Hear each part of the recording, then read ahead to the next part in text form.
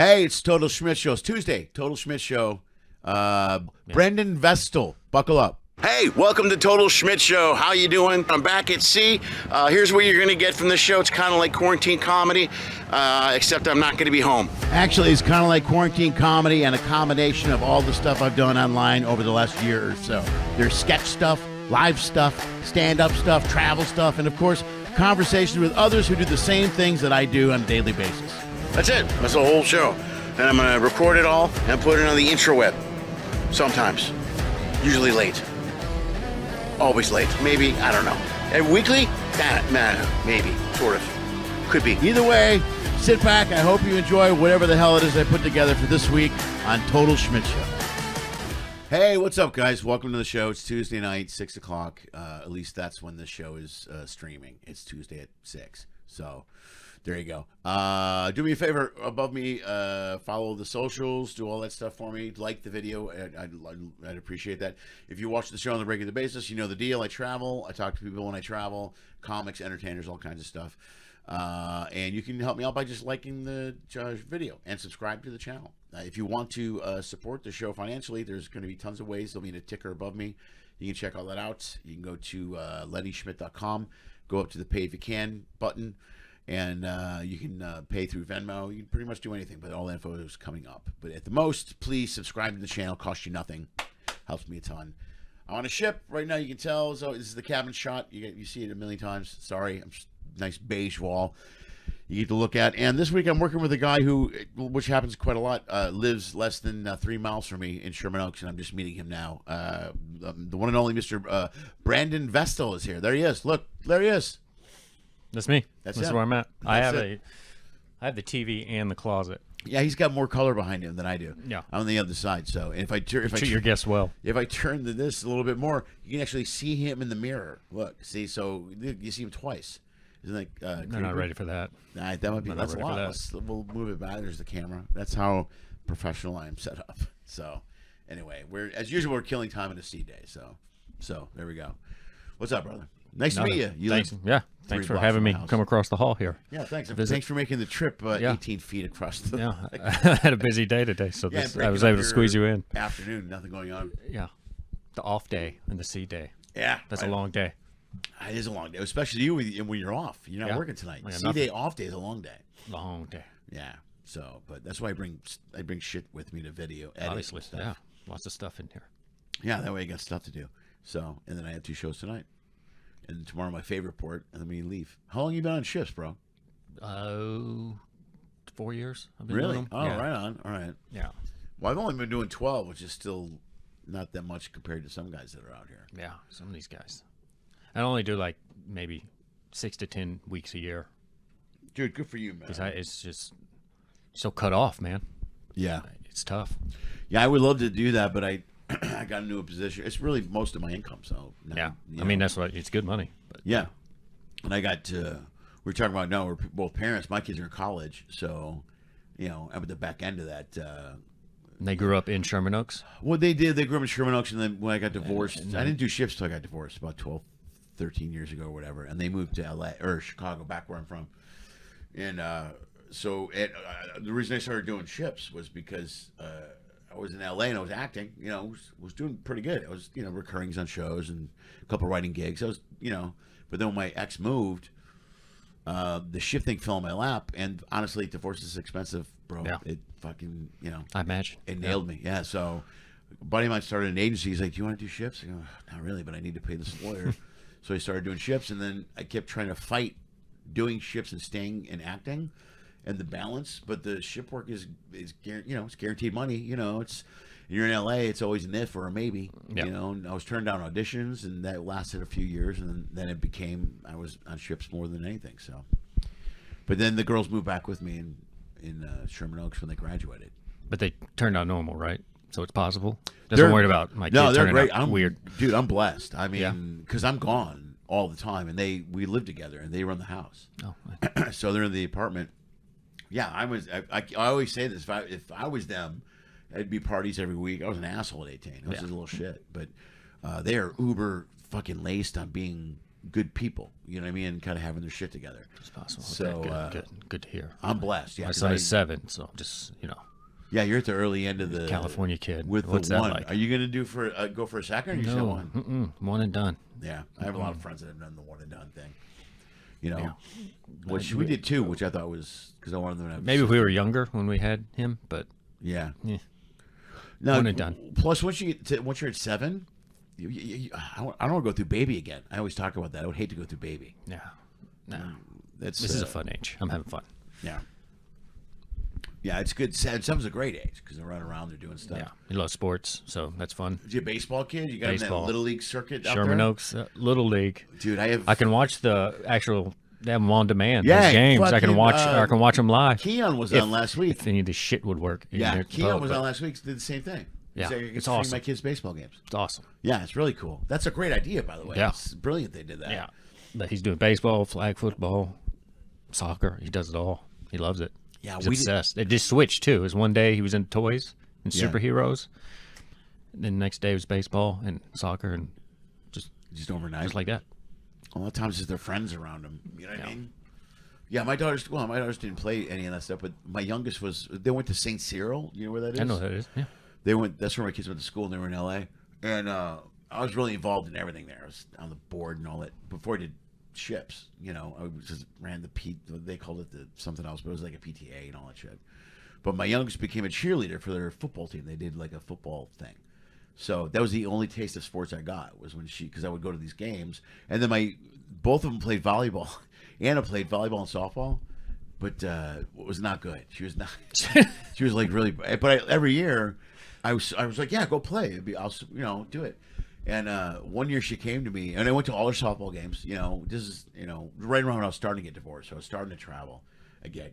Excuse me. But I went to every softball game, and she wouldn't play. She would get up late in the game. And one year she came to me. She's like, I don't want to play softball this year. And I go, why don't you want to play softball? She goes, because I suck, Dad. I'm just not good. And I go, okay, because I'm not going to tell her she sucked, right? I'll support her to go. But eventually she just got tired of playing. So that was my only taste. But I had buddies that have sons that were in that Sherman Oak Little League and the Travel League. And, man, that's his next step. He's trying to get in the travel. He's been impressed. I got to say, he's pretty good. Yeah, good. Right good. on. Well, that's good. And that means your schedule's filled for the summer. Oh, you know God, what I mean? dude. And in California, it's really all year. There's always something going on. Yeah, but they had, just to get in a team, they had to all go try out for this league. Yeah. And so they had all these coaches sitting in lawn chairs, like 15 of them, just judging your kid. And they were like hitting them pop flies and grounding balls and make them pitch and make them hit. And I was so nervous. I've never been that nervous for a show at all. Right. It was just like these kids, they're literally sitting here watching, judging my 7-year-old. I'm like, but he killed it. Dude, they move quick now, man. They get on top of these kids. That they see a kid, I don't know how they do it, but they'll see a kid that's 8 or 9, and they'll go, that kid's got skills. Yeah, there's a couple kids out there that are like, a couple soccer players. I'm like, oh, my God. Yeah. That's D1 right there. Yeah, it is, and they know it, and they get an eye. Well, they knew LeBron was LeBron back when he was in like 6 or 7. I knew the whole time. Well, they showed us high school games on ESPN, too. That was another thing. That was a good clue. You're like, I'm pretty sure this guy's going somewhere, Yeah, that's like when Kobe was coming up. Right. I'm the same age as Kobe. So there was like, there's a kid my age. He was on Sports Illustrated, too, I think. Yeah. Right? Yeah. And that was bizarre. I don't know what that has to do with anything, but... No, the older you get, you start to see guys. Well, now they're all younger. All these kids are half my age. Yeah. That's a weird thing in life. When the professional athletes become younger than you, and then the coaches are your age or younger than you. Yeah, but also when the ones you grew up with watching have kids, and you're like, oh, that's Ted Case's kid? Yeah, that's weird. I remember his dad. I saw his dad play live. You're like, oh, wow, all right. This is happening. Yeah, and then even worse when you see those kids become coaches, and then you're like, okay, I'm a big college football fan, and they're hiring younger and younger, so that one's not. I just tell myself they're just hiring younger coaches. You're not old. You lying to yourself? Yeah, yeah. That's how I get through almost every day. Yeah, that's the only way to live. That's the only way to adult. Right on. Is to just constantly lie to yourself. Yeah, to survive. Perfect. A lot of people tell you not to do that, but no. No, the older you get, life is better as a lie. Yeah, you're fine. Fuck it, man. Yeah, that's good. Yeah. We're good. Okay, good. We're fine. Check out the feed. You, dude, how long you been doing stand-up? You've been doing shit 4 years. And like 17 years. What? 17. Wow. 18. Dude, you're solid for 17. I don't want to sound like a fucking prima or like an old man. I've been doing comedy 35 years. Oh, really? You were chill, solid. Yeah, you're good, dude. I watched your thanks, full man. show the other night. Appreciate it.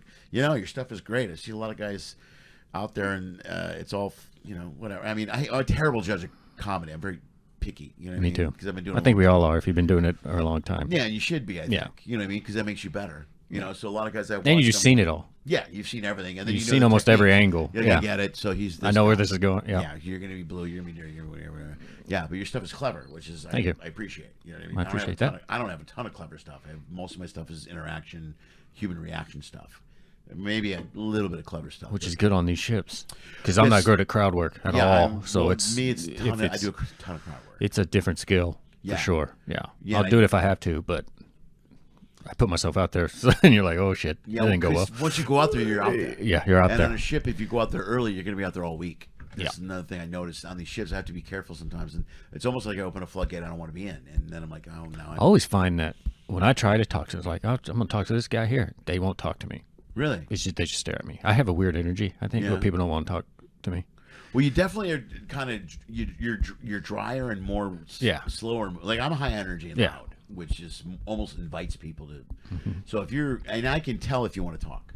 And then on the ships, I know early on if I talk to the crowd, people show up expecting to yell shit. It's like it's almost like I regret doing it on a level. You know what I mean? I'm like, because I do have. Well, that's the other thing. If you get out there crowd work and then someone gets the best of you in the audience, now you're kind of open season. Right. The audience sees you as fresh meat kind of thing. But yeah, it's a weird. The best way to deal with that, for me, is to just own it. Yeah. I give them the win. I go, oh, well played, nice job, crowd person, and then eventually you can get. I run off the stage immediately, and I get glasses and I start throwing it at their bitch ass faces. People are like, what happened? Right? Yeah, he'll be back. I can always come back. He'll be back. 10 minutes later, empty microphone. Yeah, with a guitar. We stole a guitar. Well, let's try this. Bling. But you're right. When I started doing, now I'm just so used to doing it. But I remember early on when I would do it, you realize once you go into the crowd, you're in the crowd. Yeah, you know, you're out there, and you're going to open your door. Especially in like I came up doing like before cruises, I did a lot of colleges for years, right? And it's kind of the same. A lot of rules on you. Yeah, and what you can and can't say. Well, colleges are brutal. Colleges, like that. Colleges are brutal. Yeah, they're just getting worse and worse. But right. So it's kind of a natural transition. It was easier to, but a lot of with crowd work, it's hard to do crowd work with them because they've never been to comedy clubs. A lot of these people never been to a real comedy club, so they don't really know what's going on. It's a weird vibe. Yeah, a lot of the time, this is their first experience with comedy, and I get people come over, and they're kind of learning how to be a crowd. Yeah, it's weird, right? Yeah, it's totally weird. And also on the ships, the rooms aren't really policed. You know what I mean? It's not great. No, they're not much. It's you and the sound guy. And on this ship, which doesn't happen often, Christina, our stage manager, is usually there for the whole show, which is weird. Yeah, that's I've never seen that. I've never seen it on a Norwegian ship. I did 2 weeks on the breakaway 2 weeks ago. I didn't see anybody the whole time. They did like a welcome thing, say, I'm who you call if you need to talk. I just walk in and find a bottle of water in the never room? Yeah, that's it. That's all I did. I never saw anybody. And I got to tell you what, is awesome. Yeah, I enjoyed it. Cool. It's a double-edged sword. Like a part of me is like when a show goes well, I'm like, I wish somebody was here to see it.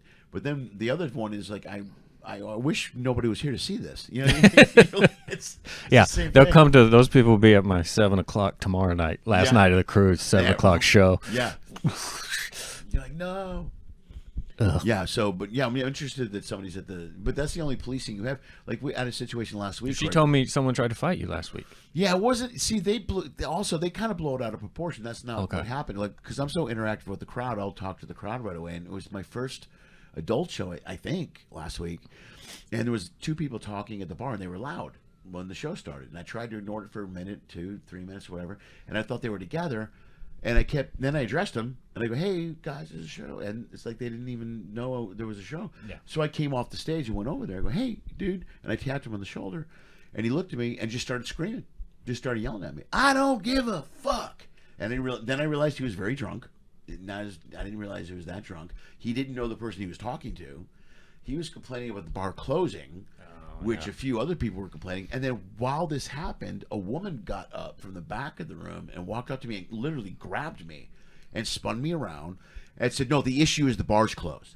And I had the mic, and I go, "Who the fuck are you?" I'm talking to him, and then I explained to her why the bar's closed. Yeah, the bar closes when the show starts, and they're both complaining. I go, there is a bar 20 feet away from where we're standing right now. You can literally walk out the door. She goes, "Yeah, but this bar should be open." And I go, "I don't do the scheduling," and then I turn around, and Joe from the booth is standing there looking at me, and I go, "No, I got it.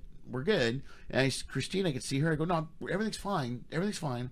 And then I just go back to the stage. I want to go back to the stage. And the loud guy went back to his chair and sat down and never made another peep. I don't know what happened. And the woman sat down and never made another peep. And I went up to the stage. And because sometimes you go in the crowd and you're like, this was a mistake. And at that point, I'm like, I probably shouldn't have went out there. But usually when you go in the crowd. That's super crowd work. Yeah. Usually when you do That's that, though. Like in the crowd work. It usually shuts everything up immediately. And this did the opposite with those two people. Yeah. So then I went back to the stage because that's like the safe place, and everything was fine. Then the show went okay, and then there was a bachelorette party at that show. Yeah, that show was insane. Because the bachelorette party chimed in after 10 minutes, and then it became about them. Of course. And then I had to have this show isn't about you speech, and the crowd hated them, and it was just. But the whole show went well, but. It was a lot of juggling. I mean, it was a lot of juggling of loud, drunk people. But that's the point. There's really no one there to... But you don't have to burn material. Because a lot of shit's going on. That's the other thing. I say... Yeah, it's like this whole show got 10 minutes of material. Like, more time I kill here. Yeah, exactly. I just saved That was my college my game plan when I would talk about their school. It's like, I got to get... Because you got to do an hour cold. No, it's horrible. Wow, really? It's horrible. Oof. And, just talk to them about them as much as you can to get through a certain amount of time before you have to start doing jokes. It's tough. I did colleges years ago, and I always thought they would be fantastic because I was young. I was like, this is gonna be my people. Well, they were fun when I did them, but still the rule was to be clean. And at that time, I was okay clean. You know what I mean? Like, I was really dirty road middle feature. You know what I mean? Working the road, and got into a bunch of college gigs, especially up in New York and in that area. But the rule was just to be clean. So, but now the rules, I haven't done college in forever. Oh, the rules be super clean. The rules are insane. I've seen guys. And I'll give you an example. I was doing one where they made me come out and they wanted me to do 30 minutes up front and then kind of host this banquet kind of thing. It was in a big, beautiful theater, like 700 people. And I'm pretty new to doing an hour. And I was going to have to do an hour's worth of material just spread out. Wow, and I was like, man, it was tough then. You're talking slow. I'm talking slow. I'm like really like painting a picture of stuff and just praying to God that something pops like out. Bright tomato red. Yeah, like something pops out that I can talk about. Just looking around, but right before I go on stage, so I'm nervous, and she grabbed me. She goes, "Oh yeah, we're a Lutheran school, and this is our parents' weekend, so you need to keep it like G, like super G." Right. I was not super G at any point. Yeah, and for an hour, that's stressful. Brutal. Yeah, I ate shit from all those people. And I literally called, I was in this town in Kansas, and I called the Wichita, I was staying in Wichita for some reason. I called the comedy club in Wichita there that I worked, the Looney Band. Yeah. I was like, hey guys, I'm in town. Can I come by and just talk like an adult? Do a 10-minute set and get this out of my, and they let me come by and just just did some dirty shit for 10 minutes just to get it out and did it because it was so brutal. Yeah, that's like corporate. And it paid more than it paid twice as much as a club would. The college does. That one brutal hour. Yeah, I've done like most of those. Like any corporate or college gig, my quote is ridiculously high, and then when they hit it, I'm like, oh shit, and because you got to do it. Yeah. But it's usually they always suck. The best one I did Carnegie Mellon University in Pittsburgh. Okay, and I flew in, and the money was ridiculous for one. I go through my crazy quote. They go, sure. I'm like, oh, okay. Like the old rule of thumb, I don't know if you follow, is like if you hit them up in the second semester and the third quarter, toward the fourth quarter at the beginning, because every student body has a budget, and by the end they have to spend the budget. They have to. If it's gone, it doesn't carry over to the following year. So I pick up most of my college gigs in February and March.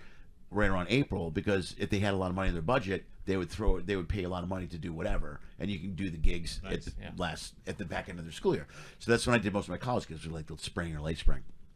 So I hit up Carnegie Mellon. I got on the radar. It was a long time ago. So I go, okay, I'll do it. And I flew in. So it was enough that I always gave a high quote, and I just paid for the air and the hotel. I flew in for one night. I flew into Pittsburgh, and I fucking got a hotel. I got a car, and it was pouring. I mean, pouring. And it was an outdoor event. It was outside in a tent. So I show up. I'm there, right? And it is just people. It's not well attended. There's maybe 10 people in the room. And they go, hey, this isn't going really well. Can you just go on up and let's just maybe 15, 20 minutes? I go, sure. I walked up on stage and did 15 minutes, walked off stage, got a check, and left. The whole gig was less than an hour.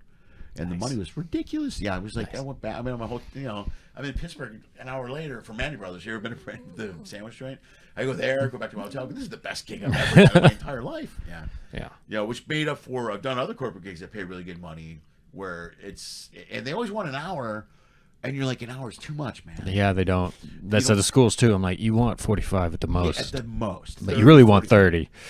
That's why I charge in 15-minute increments. So I'll do 30 for this, but if you want me to do 45, I'll charge you almost doubles after that. That's kind of how I got around that. And every corporate gig, like I'm negotiating with somebody about, well, now they want me to do an hour. And I'm going, trust me, and it's a Catholic thing. It's like a Catholic clean church show, which I can do now. I can easily do an hour clean, but I'm still like, you don't want an hour clean. You just don't. It's just, it's never worth it. It's never worth it. You know, after 40 minutes. Especially if it's just one person, too. There's no breakup. Yeah, there's no, and nobody wants to sit there for an hour. I don't care what the function is, just nobody wants to do it. After 40 minutes, you're like, you're done, you're good. Did you ever do any of the NACA things? No, I never got into NACA.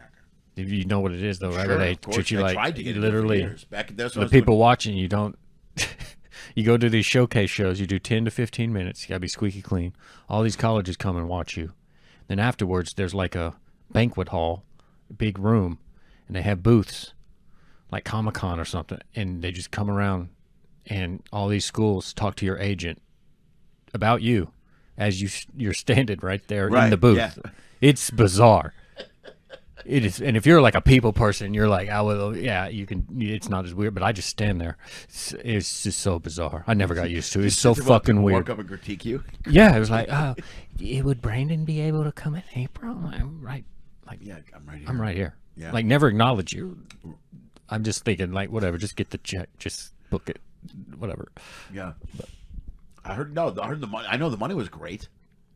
Yeah. It was phenomenal, but that's why it pays so well. Like I was the same thing with corporate. I've done some nightmare corporate gigs, man, where I've gotten a lot of money, and they've argued afterwards. They're like, it didn't go the way I thought it would. And I'm like, I didn't think it would go that way either. I've done a couple corporate gigs where there were people heckling.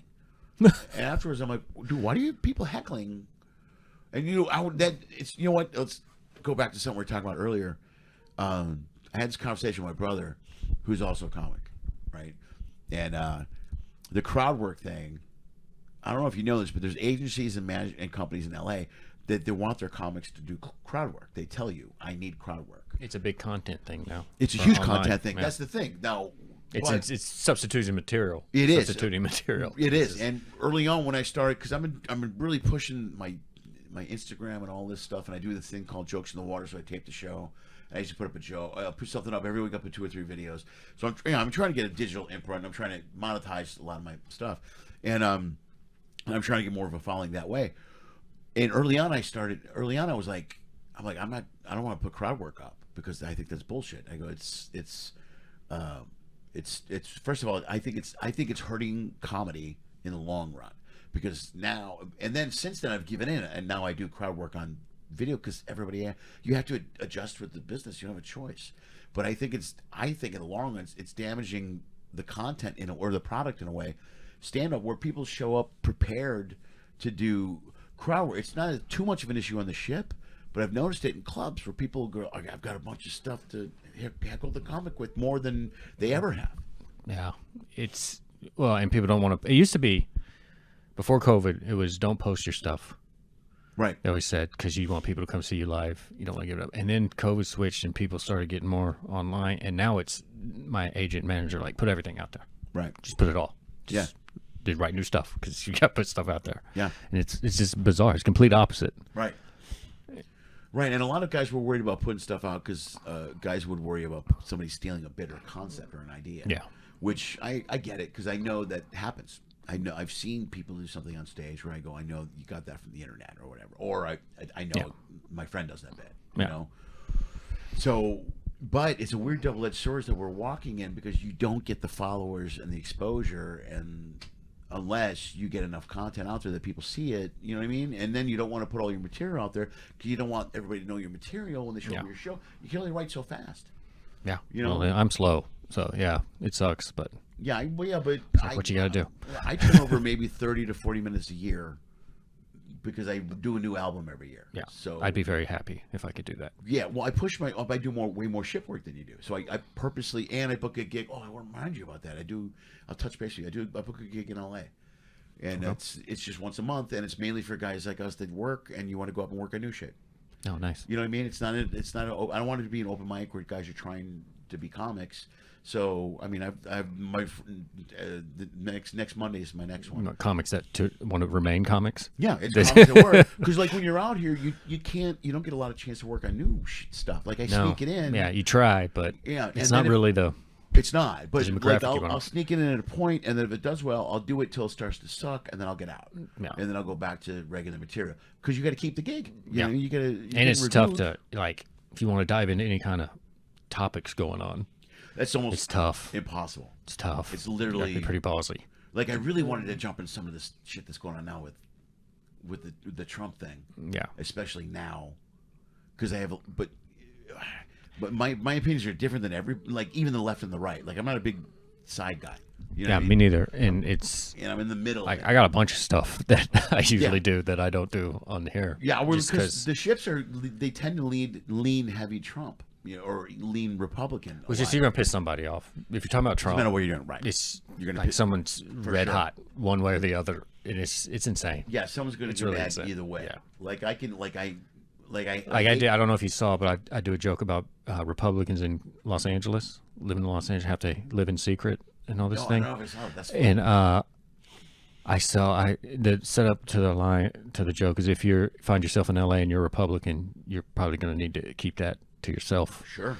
And I'm just trying to get through the joke, and it gets a big laugh, and just trying to get on to the next thing, and there's some lady goes, "That's not true."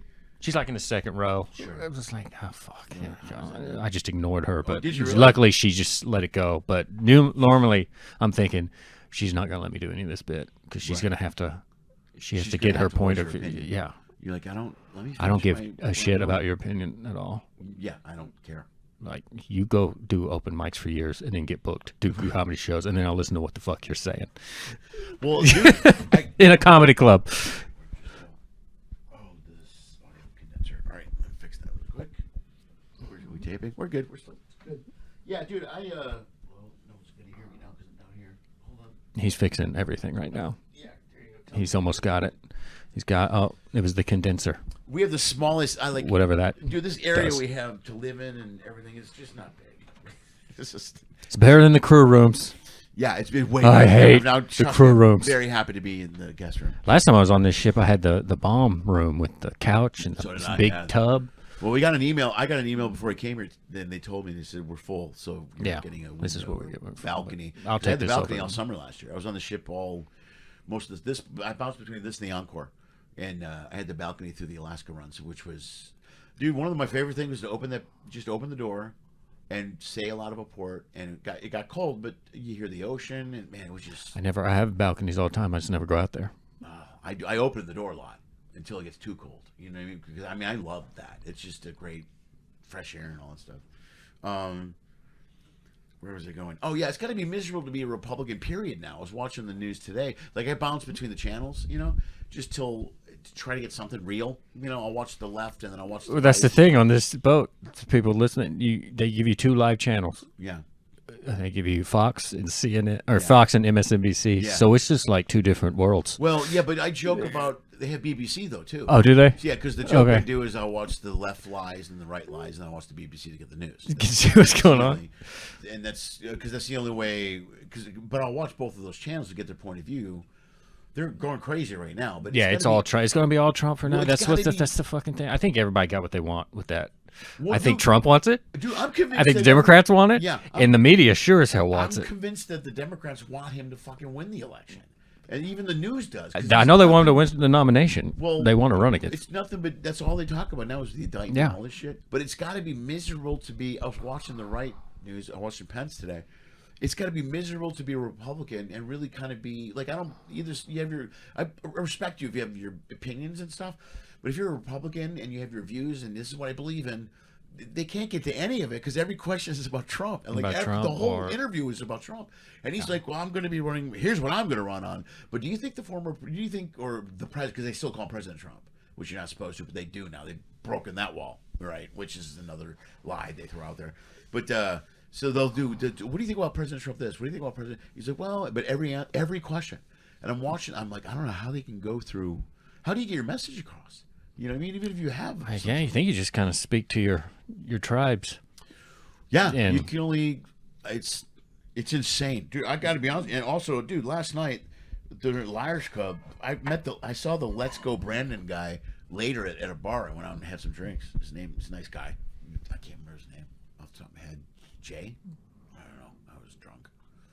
I don't know, but he kept chanting, "Let's go, Brandon." How this guy's driving me crazy. Does it happen a lot? I didn't take advantage of that when it happened. I should have been thanking America every day on my social media and stuff. But I was so sick of all that shit by then. Sure, I bet. That might have been one of my zone out periods. I go through periods where I just zone everything out because I'm just sick of it. Right. And yeah, it was probably in there, but I should have really taken advantage of that. Constantly thank people for their support. Funny, yeah, remember that because it's always great when you remember things afterwards. That would have been really good. It's like a story of my life. You know what I should have done? That's going to be the name of my autobiography. What I should have done. Yeah, but that's how you learn. You learn in the next time. Yeah, but then you're dead. I learned everything. You're dead, smart motherfucker. The opportunity is going to come up again. But yeah, he was like, they were constantly chanting. That's like being named Karen. It's another. I love that when I work in the crowd and what's your name, Karen? I'm like, oh. And then that's a good 10 minutes of me just not making fun of her, but I'm so sorry. Because your name is a pop culture thing. Yeah. But yeah, that guy, and he wouldn't stop chanting, "Let's go," every time. I know, that's these people. Alcohol, man. I know. It's. Especially in that setting of that game show that we were doing, it's even lends itself more to yelling. Mm-hmm. Yeah, it's funny because if they were just quiet and paid attention, they would realize that it doesn't. You know, like Dan's got a thing he does. Yeah, he's great at it. By the way, he's got it down, and he changes it up a little bit. He takes notes while he does it, dude. I saw that. With Dan. He's a funny dude. He's got great timing, comedic timing. So, I love good cruise directors. You know, I've worked with guys that are assholes before, and Dan's like one of the good guys. Never interacted with him. Really? Yeah. Well, usually, it's a lot of them. You know, there's an old story that they don't like comics, or some don't. You know, I always heard that everyone hates us on here because we get paid more than everybody and we get treated better. Sometimes you do, and other people don't. It depends on who you're talking to. Like it's not so much of a problem here on Norwegian. It's a big problem, I think, on Carnival with the cruise and stuff, and maybe some of the other ships. But it never bothered me because it's like it's a skill. It's not like whether this sounds shitty or not. I could clean a room, But could the guy that cleans the room go up and do 4 different 30-minute shows? I don't know if he can, So he can do one of mine. We're doing like 12 of them. But there's some people that resent you, and you're like, why are you blah blah blah? I always heard it's because we got treated better, like even than people in the musicals and stuff. But I don't know. Yeah, sometimes the guests, they have they have a leg to stand. It's not so bad here on other lines, but they're on here like 9 months, right? Yeah, the casts are they do 9 months, and they have to go through the drills and all the other bullshit. So they actually have a leg to stand on. I think when the Broadway plays and stuff, I kind of agree with that. They shouldn't be like at Carnival. They have their show entertainers working the. Back on board, they do the Just Ask. They wear a shirt called Just Ask, so they answer questions for people. And I'm like, you shouldn't have your any entertainer.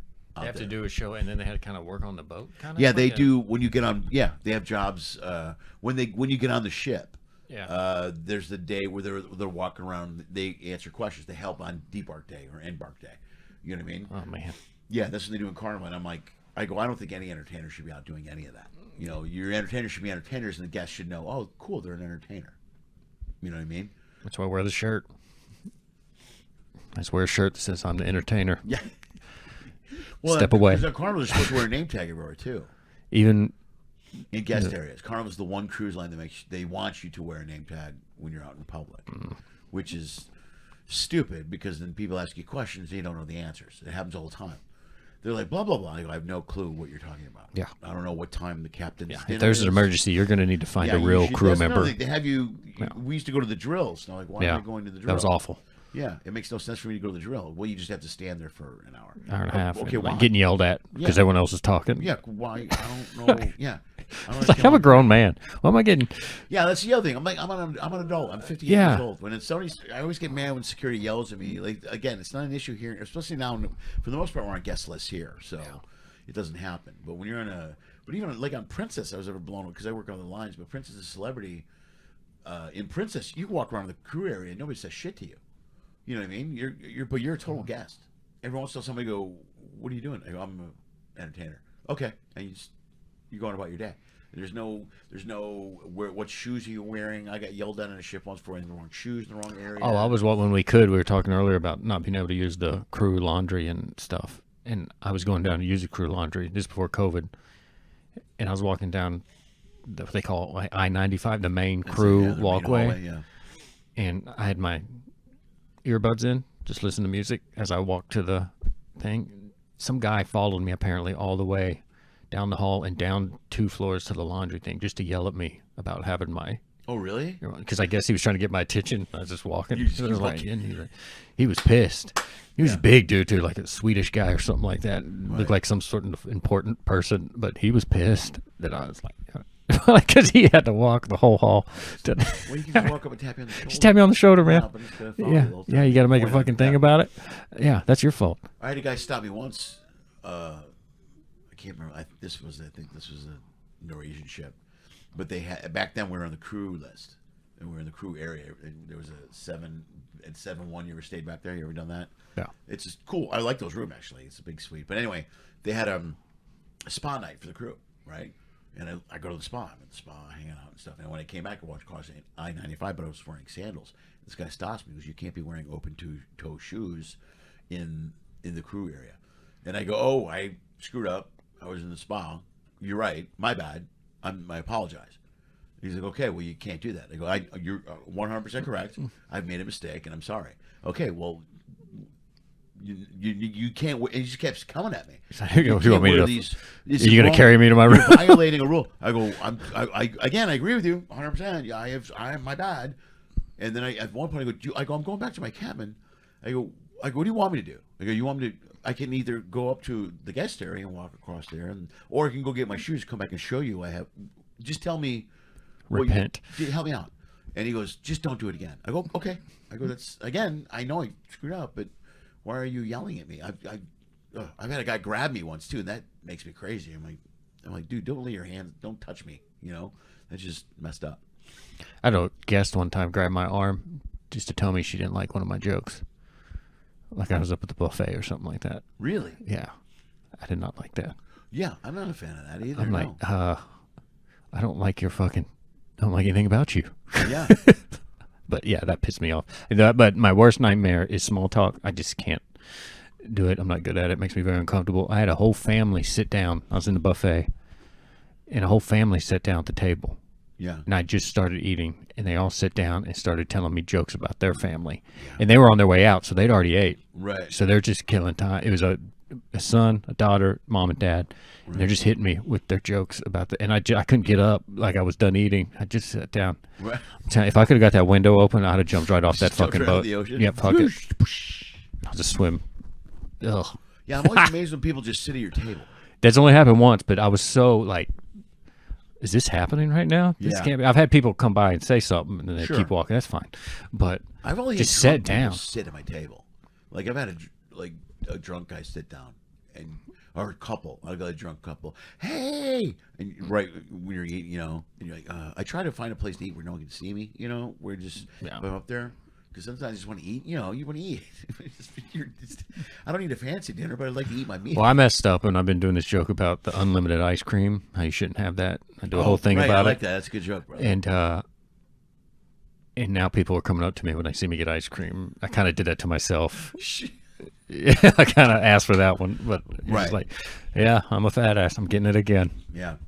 Yeah, I do a hot tub joke, and I'll get that a lot when I'll be walking on Lido. Are you looking for the hot tub? No. It's going downstairs. Hell no. Going to bed. Going to the room or whatever. Yeah, I was out late. I went out last night. Had a cigar after I saw you.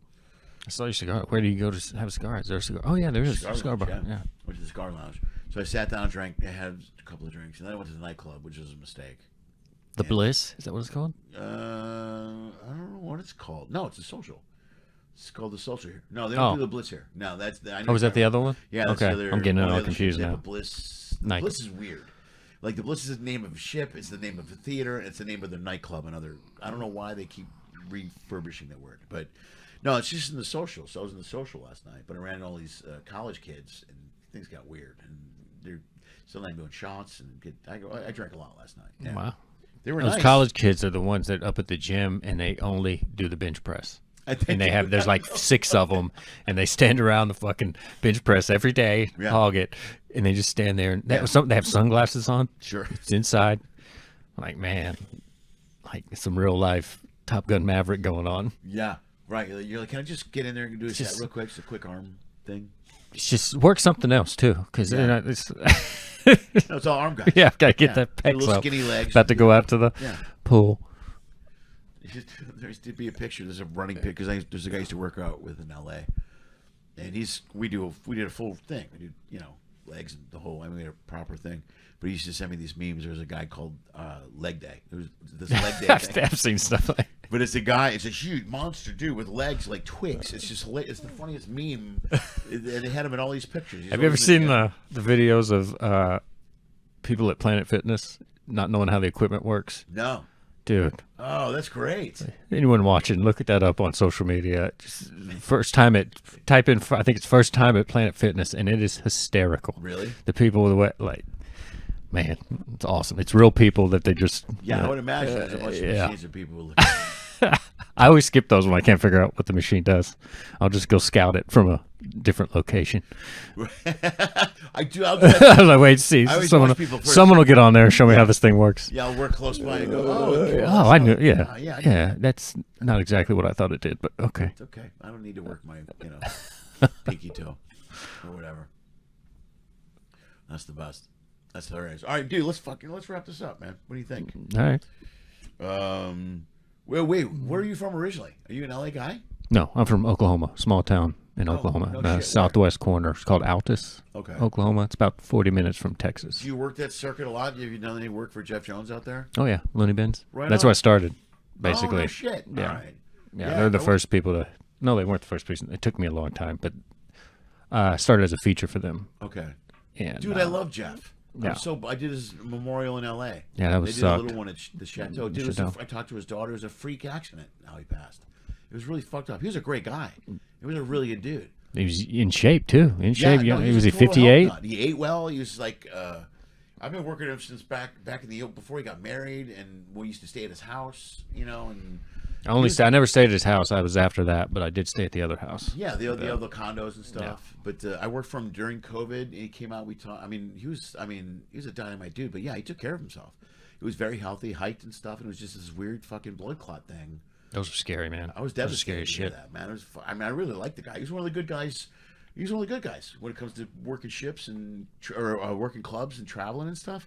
He was a straight shooter. If he liked you, he booked you. If he didn't, he didn't. And he told you, you won't work in this market. Because I referred guys to him a bunch of times. Yeah. And he goes, no, he's not going to work in this market. I go, okay, cool, whatever, it's fine. And I love that. It's so fucking refreshing. So you're not bullshitting with a guy. He was straight up front, and he would tell you the money and yes or no. And he was just a great dude. We always had dinner when I was in we would have dinner when I was in town for the week in Little Rock, and he always showed up at one of the every time I was in Wichita. Oh, and the other ones, yeah, he'd show up to do something, fix something. Fixing the door, Yep. You'd come out in the morning. He's there in the kitchen, rebuilding cabinets. I'm like, what the fuck?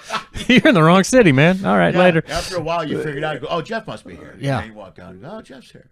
Yeah, I kind of came up through Larry and Terry, and I was bummed when Oklahoma City shut down. I was really bummed, dude. Guess that would be my home club. I was a little surprised that shut down, man. Like that was my favorite one out of the three. I talked to Terry a few weeks ago. I know she's. That's where my parents live now, so that's basically home for me.